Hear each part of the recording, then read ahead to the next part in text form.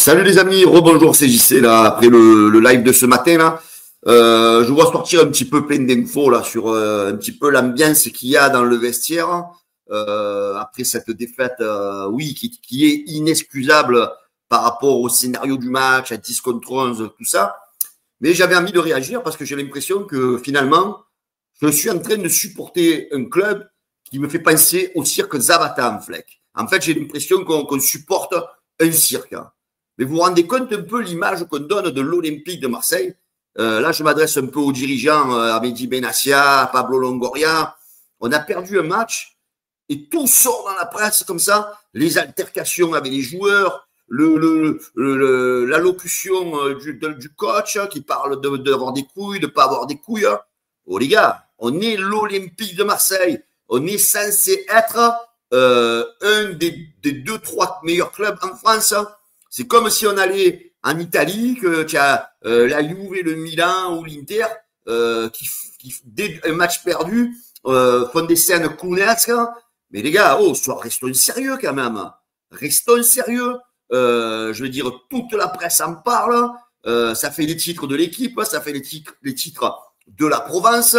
Voilà, c'est très tendu dans le vestiaire de l'Olympique de Marseille. Mais quand même, oh les gars, on va en parler. Je vais vous dire un petit peu pour ceux qui n'ont pas trop suivi un peu ce qui s'est passé. Déjà, il est ressorti d'une discussion de Roberto De Zerbi dans le vestiaire où il a été assez virulent avec les joueurs.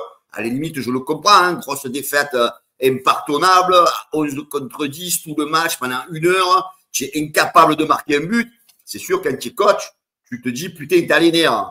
Mais bon, moi, j'ai envie de parler un peu dans le contexte football. Hein. En général, quand on joue au football, on gagne tous ensemble et on perd aussi tous ensemble, d'accord? Parce que là, j'ai l'impression qu'il y a eu un peu une coalition anti-Jonathan Rowe. Hein, voilà, on va y venir. Hein. Tout à l'heure, dans le vestiaire, vous allez y venir, on va y venir, hein, parce que j'ai l'impression qu'il y en a beaucoup qui se cachent de leur incompétence derrière Jonathan Rowe, comme si c'était le seul qui avait été nul hier soir. Voilà, donc moi, ça me casse les couilles un peu. Ça me casse les couilles parce que pourquoi on va tout mettre sur ce minot de 22 ans. Alors, j'en vois, il faut des études sur des vidéos, arrêtez, pas arrêter. Alors, il avait le ballon, il fallait qu'il le donne à un, qu'il le donne à l'autre, il n'a pas donné à l'autre. Mais les gars, le football, c'est pas des analyses sur image arrêtées. Hein. Le football, c'est comme ça se vit sur le terrain, ça se vit à l'instinct. Et Jonathan Rowe, c'est pas lui, c'est pas à cause de lui que l'Olympique de Marseille a perdu hier soir à 11 contre 10. Hein. Il avait quand même 10 collègues avec lui à côté. Hein. Donc, c'est pas le seul qu'il faut blâmer sur cette défaite. Et dans le vestiaire de l'Olympique de Marseille, on dirait ils se sont tous montés en coalition contre Jonathan Rowe. Et ça, moi, je suis désolé, les amis. Je ne l'accepte pas. Parce que la défaite, c'est on perd tous ensemble. Parce que hier soir, c'est pas un joueur qui a été mauvais, c'est quasiment tout le monde. Hier soir, le seul à la limite qui a été bon à l'Olympique de Marseille, c'est Egan Riley. C'est le défenseur anglais. C'est le seul qui a été à peu près correct avec un ou deux. Sinon, les autres, ils ont été tous nuls. Voilà. Donc, toi, le premier, Roberto De Zerbi, c'est bien beau. Voilà. Pourtant, je t'aime bien, hein. Tu nous fais un peu tes spectacles dans le vestiaire, tu gueules, tu envoies les tableaux en l'air. Mais toi aussi, tu n'es pas irréprochable hier soir, mon ami, hein, sur ta compo de départ. Hein. Parce que peut-être, si dès le départ, tu ne mets pas Kondogbia et tu nous mets Egan Riley à son poste, et parce que c'est vrai que Kondogbia, dès le départ, il a ralenti le jeu, on sait qu'il n'est pas bon en défense centrale. Donc, remets-toi un peu en question, Roberto De Zerbi. Toi aussi, tu n'es pas exempt de tout reproche hein, dans la manière de faire jouer l'équipe. Donc, au lieu de dire aux gens qui n'ont pas les couilles et on est en début de saison, d'être un peu dans la philosophie, dans le calme, si d'entrée, toi, tu excites tout le monde, c'est sûr que du côté des joueurs, ça va s'exciter dans le vestiaire. Et c'est pas comme ça qu'on va commencer une saison dans la sérénité. Hein. Moi, tout ça, ça me fait un peu peur. J'ai l'impression de voir le début de saison de l'année Marcellino, là, où tout a commencé à partir en couille dès le début. Et là, j'ai l'impression que c'est pareil, là. Oh, calmez-vous, les gars, vous êtes des professionnels, vous êtes censés être des grands joueurs, donc retrouvez un peu de la sérénité, là, et tombez dans le ton, là, parce qu'à un moment donné, si tout le monde se frappe dans le vestiaire, les gars, on va pas y arriver, là, hein. On va pas y arriver.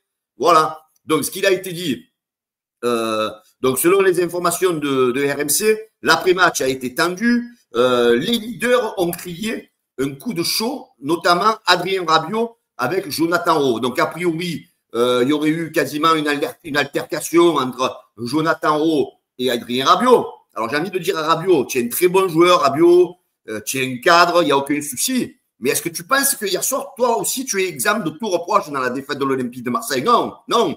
Parce que toi aussi, tu n'as pas été terrible, Adrien Rabiot. Même que tu joues en équipe de France, que tu as été joueur de la Juventus et compagnie, je suis désolé.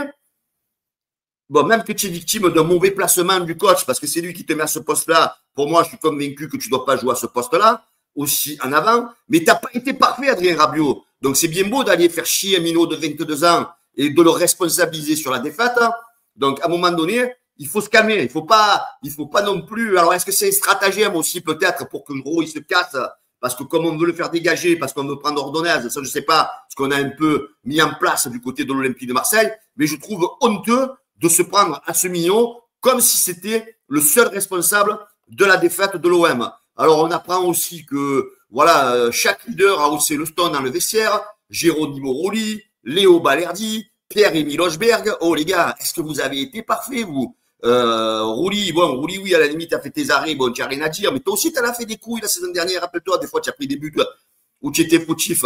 Ça peut arriver à tout le monde, le football, et de faire des conneries. Mais Jonathan Rowe, je comprends pas pourquoi on se prend qu'à lui. Donc, responsabilisez-vous tous.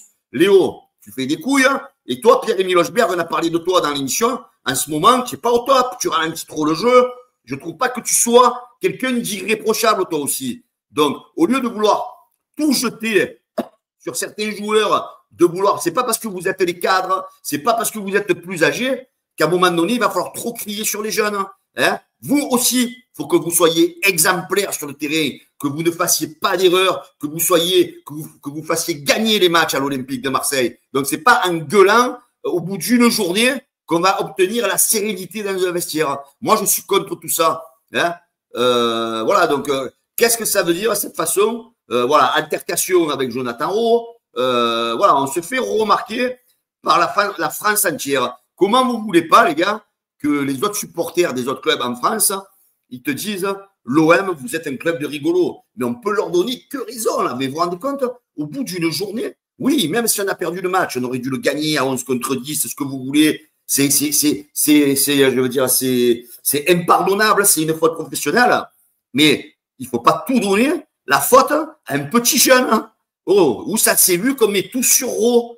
Hier soir, vous avez été à 95% tous nuls, à part Greenwood qui a essayé un petit peu, à part Egan Riley qui a été très bon, Rulli qui a fait 2-3 arrêts, mais les autres, les gars, vous avez rien fait mieux que Jonathan Rowe. Vous êtes aussi fautif et aussi mauvais. Voilà. Donc, c'est pas comme ça, en créant une telle ambiance dès le début de saison, qu'on va faire une grosse saison cette année. Moi, franchement, le début de saison, là, il me fait peur. Alors, Roberto De Zerbi, je veux bien que tu sois un entraîneur explosif, mais à un moment donné, les gars, il va falloir faire remonter un peu redescendre la tension, un peu, parce que sinon, ça va imploser, là. Si au bout de 2-3 matchs, ça va pas, la saison est morte, quoi. On va encore aller en Ligue des Champions, on va encore faire rigoler.